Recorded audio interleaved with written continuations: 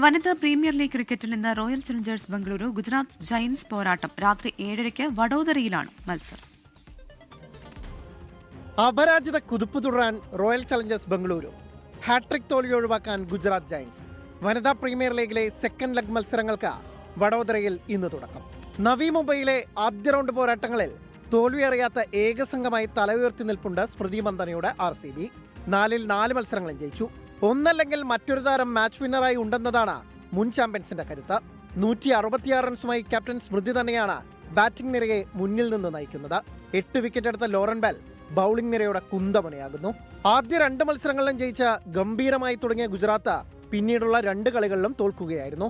Bowling നിരയുടെ മോശം പ്രകടനമാണ് 2 കളികളിലും ഗുജറാത്തിന് തിരിച്ചടിയായത്.